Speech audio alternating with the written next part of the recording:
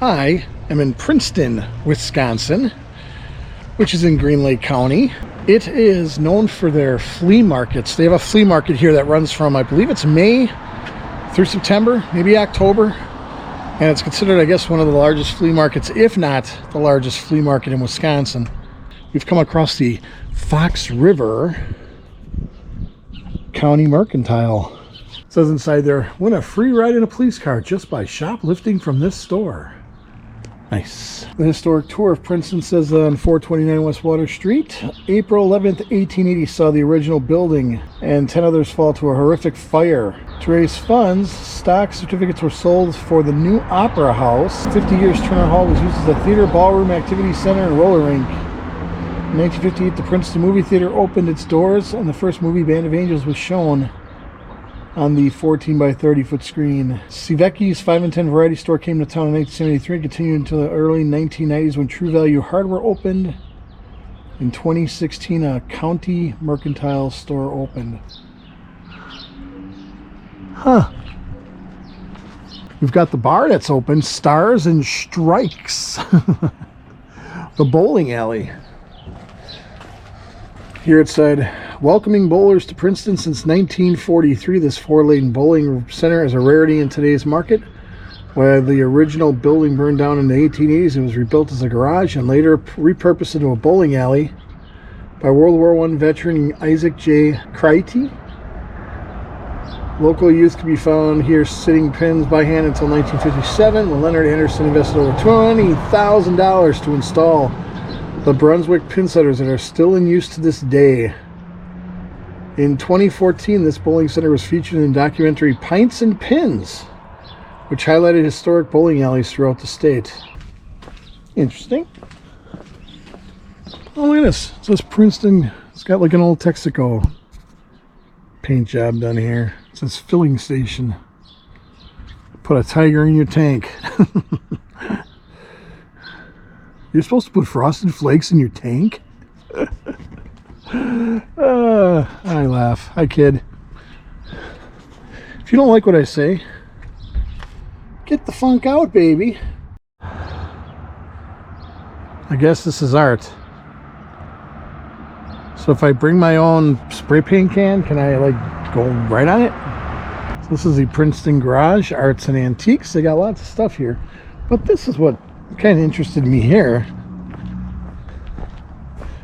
It says the Horseradish Food Truck, Princeton, Wisconsin. Currently not in use. No longer a food truck. Too bad. Well, look what we have here. The gently flowing Rock River.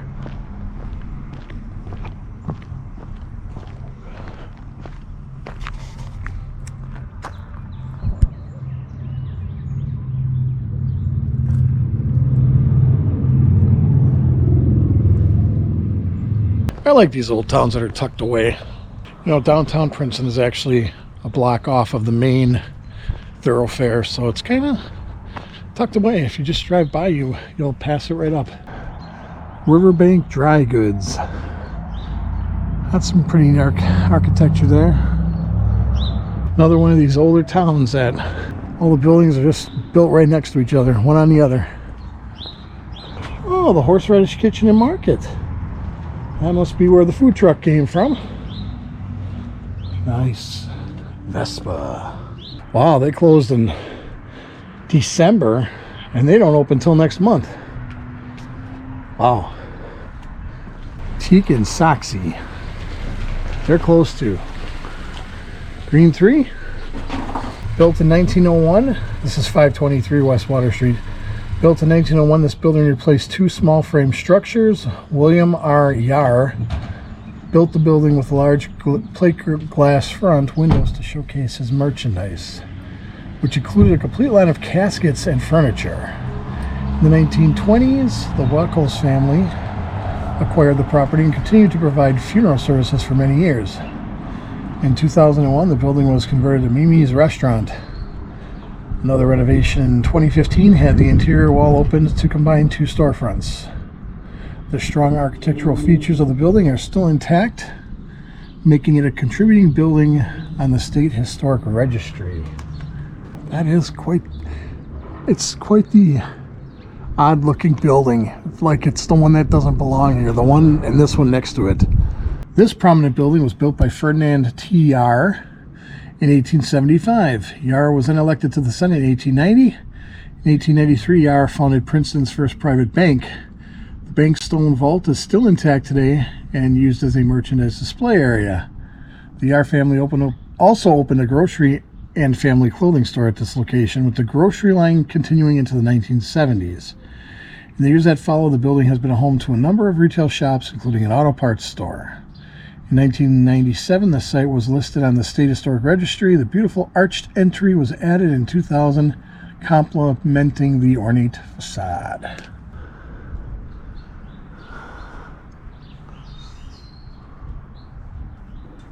It's nice when these buildings have those little plaques to give you a little history of what has, taken place in the building throughout the years. Here's another one. 535 Water Street. Listed on the State Historic Registry, this building was built in 1910 by Ernest Eggleston.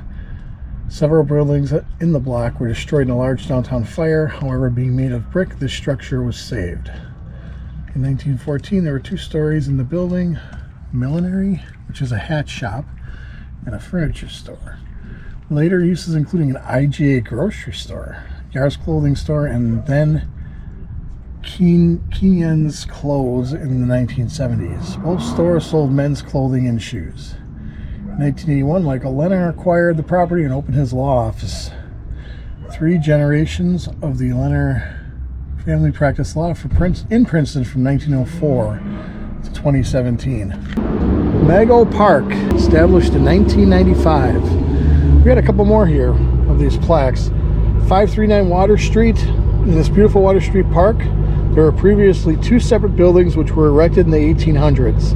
Early uses included a restaurant and also a land agent office. In the 1930s, Hugo Stern acquired the property and opened his jewelry store there, with an inventory including a complete stock of watches, clocks, and jewelry of all kinds, along with fishing tackle, radios, and other specialty goods. Mr. Stern was also an expert watch and clock repairman.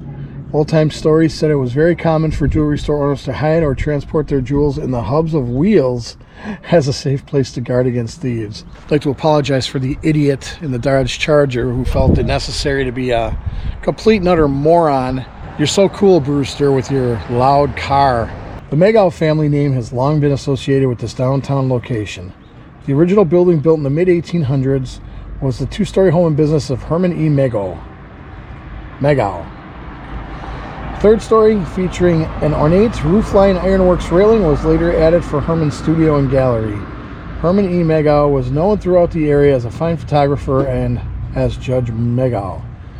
Herman also opened the first barbershop, conducted its first cigar store, and ran a cranberry brokerage business. In 1916, Herman A.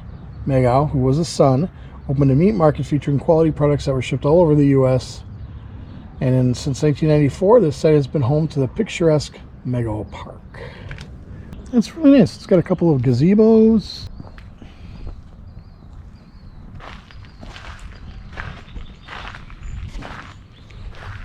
Yeah, in the off season, I have to assume that it's very quiet here. But during the summer, from what I hear, this place is just unbelievably busy. I'm walking down by the Rock River again.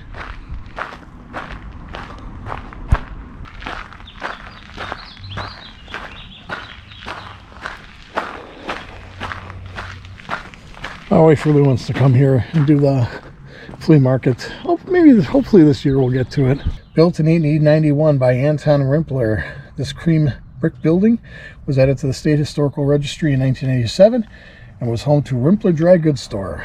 Prior to the Depression, Navy beans were sorted on site before floating up the Fox River for processing, giving Princeton the nickname Beantown. This is a funky little building. Janet Parnell Creations. I don't know what this was. If this was a garage at one point. Doesn't look like much of anything right now. It's just empty. Over here we got the Princeton Historical Society. Downtown view from the middle of the street here quick. And unfortunately, the Princeton Historical Society is not open today, being a Sunday. St. Maria was a struggling settlement just north of Princeton in the mid-1800s. When it was evident that it would not survive, many of the buildings were transported to Princeton. Structures were pulled overland by 40 yoke of oxen and 3 teams of horses. This building was one of the relocated buildings.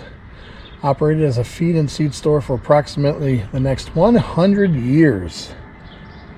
And the store also handled live poultry. The feed store was closed in the late 1980s, and various businesses occupied the site until 2008, when the Princeton Historical Society acquired the property and expanded their museum here. So I'm guessing these buildings must have been moved from the other town. The Historical Society Stone House was originally built in the mid-1870s, listed on the State Historic Registry. Only modest alterations were done when the front porch was added in the early 1950s. Once owned by Princeton's first mayor, Eric Mueller, the Historical Society acquired the home for a museum site in 1984. The home was restored and furnished, to replicate the typical home from the 1920s. The second floor hosts a display of the original dental office equipment of Dr. Drill, a prominent Princeton dentist of the 1950s. Dr. Drill? The Stone House welcomes visitors a chance to learn more on the history of Princeton. Boy, it has warmed up nicely. Woo! When I started out today, it was like 28. It's got to be in the 50s by now, which is A-okay with me. Here we go. Got a little board here, home of the famous Princeton Flea Market and downtown Princeton unique shops and services.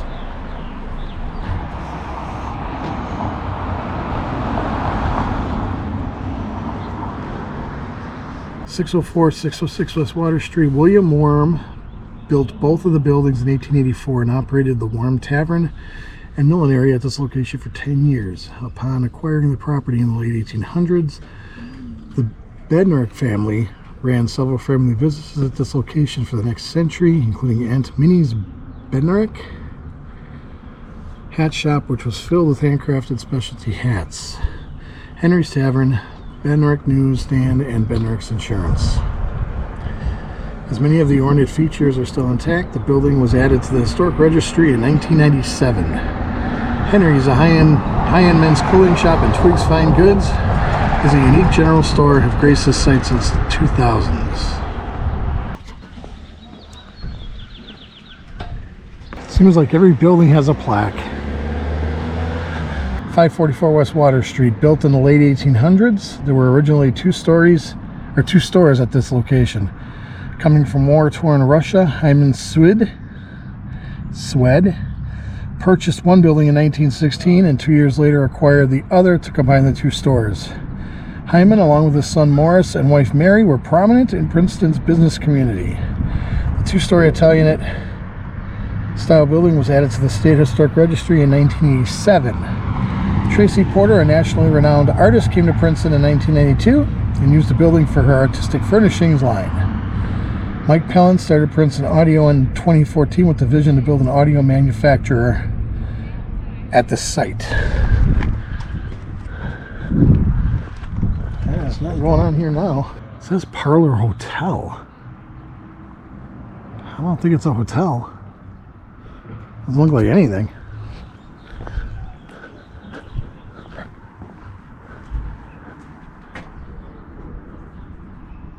So this is gonna be a hotel.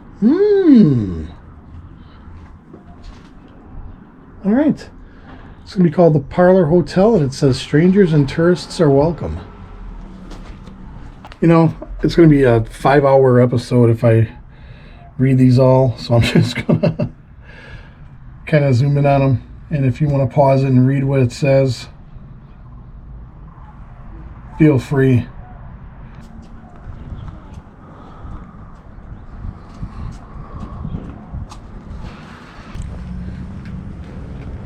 Got your little painted fence here.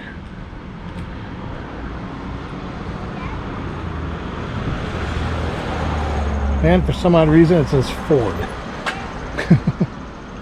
Here's the next plaque. Again, I'm just going to hold it up. You can take a look at it, pause it.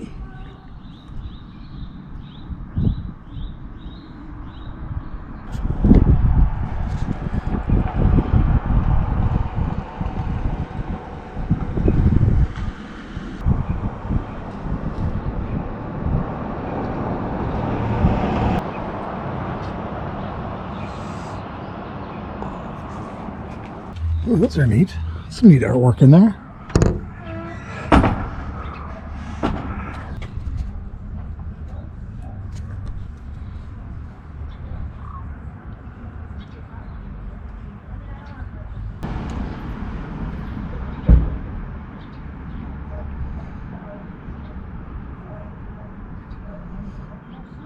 I think that's going to do it for Princeton.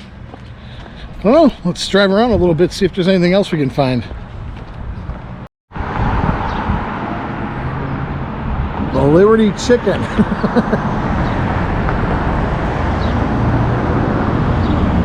This is in the parking lot of the American Legion post here in Princeton. Maybe a portable drive-through for food? I don't know. All I know is it's got a funky chicken on top. And 2 windows, maybe one for ordering, one for picking up. It's got a propane tank in back, so I'm guessing that's for cooking. On the grill, oh, look at that, they got a pig grill. Chuckles, you'll get this joke. Pig grill. I don't know, self-service drive-through. It says it's got Wisconsin's best brats here. So maybe they serve brats out of that during the summer? I don't know. They claim they have the best brats though. I'm not saying they don't. I just don't know because I haven't had one. And they're not open, so I can't get one. You know, in the Beaver Dam episode I shot, I don't know, it was posted about a month ago. If you want to check that out. There was a bar called the Thirsty Beaver. Well, I just think I topped that one. Drunky Brewsters. Drunky Brewsters. If you know what TV show that's a play on, comment below. Drunky Brewsters. Oh, Princeton. You're funny.